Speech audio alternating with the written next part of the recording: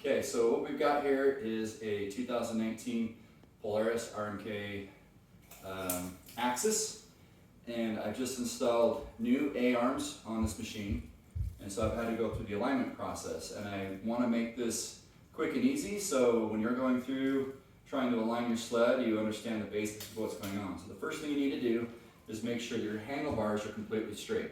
Now, you can try to get on the sled and eyeball it, but if you want to be exact, you need to measure. So this is how I did it. I measured, you can pick anywhere on the sled, but I picked that spot on the sled. And then you're going to pick a spot on the handlebars. So I found that the center of the handlebars is where I picked my measurement. So in this case, it's 45 3/16.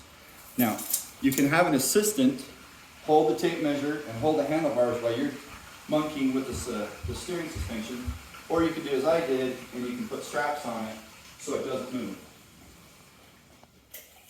So you come on both sides, you measure from the same spot, you measure to the other side, and you'll see here that this is also 45 3/16 to the center.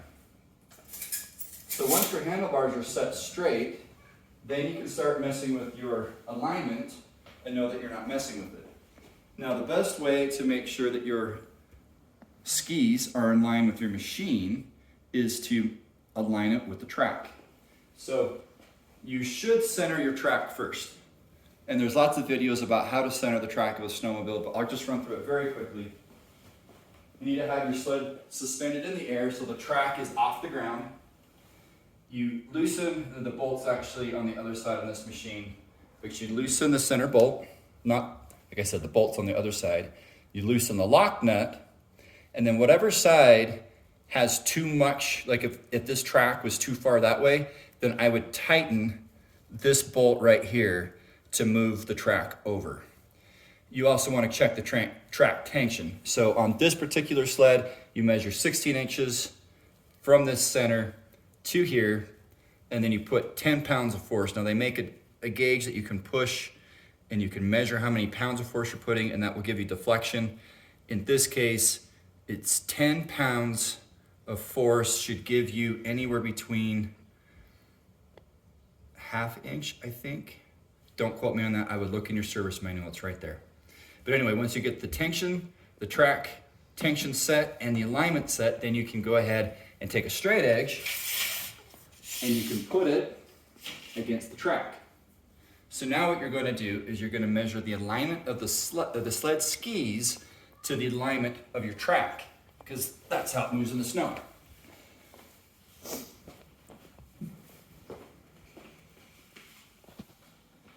So what I did to make this easier, because if you're measuring and you're pushing things, you can move the bar, and that's annoying. I just traced a line on the concrete. You don't have to do that. A lot of people just leave the straight edge on the ground and measure to the straight edge. That's totally fine. But in my case, I measured and then just drew a line, and now it's set. Now, according to the service manual, on this sled, you're going to measure 10 inches from the center bolt of the ski forward, and so I made a mark with that white line, 10 inches, and 10 inches back. So I made a mark right there. And to eliminate parallax and make sure I'm measuring correctly, I put these carpenter squares against the ski so that I can measure both sides. So according to the manual, when you measure the distance from this point to that point and this point to that point, there should be 1/8 of an inch larger distance in the front than the back, if that makes sense. So you measure across from the front, you measure across from the back, subtract them, and it should be a positive distance, meaning wider in the front, 1/8 inch. So after you've done that, your sled should be good to go. So hopefully that's helpful. I want to clarify one point here. So from the line that is transposed from the track to start the alignment, I make the ski parallel to that line as exact as I can. The reason I use the carpenter squares is to remove that parallax, as I mentioned, going from 10 inches in front, 10 inches behind. And the purpose of making it parallel is so that I know that I have my tie rods, which are right there, set at the right distance. So on the tie rods, there are 2 jam nuts. There's one in front and there's one back here. And you have to remove this boot, and it's not that hard. There's 3 screws and a couple of these little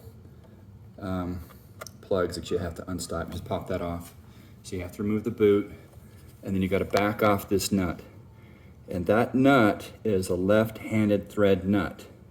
So if I'm gonna screw it in, it goes, and I've got Loctite on it, but it will move back, right? So it's backwards of what's normal. It's not righty-tighty, lefty-loosey, it's the opposite.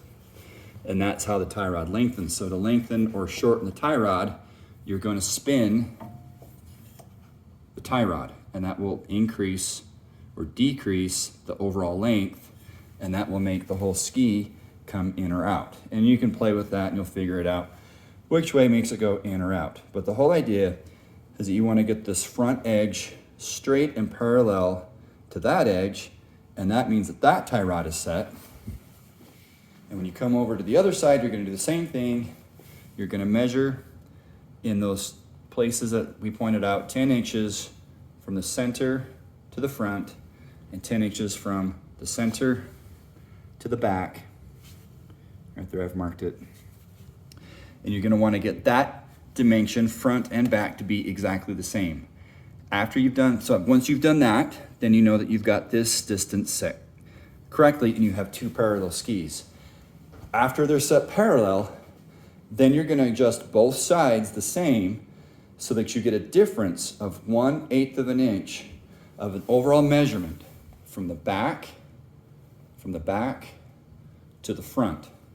So you'll measure the overall distance from front and back, take that difference, and the front should be 1/8 of an inch longer, so it's a slight toe out. Now after you've got that toe set correctly and the distances are all right, do not forget to tighten your jam nut against the tie rod in the front and the back. Now again, I used blue Loctite to help it stay in place. Run that into the tie rod, jam it up on both sides, and then you can put your boot back on and then you're ready to rock and roll.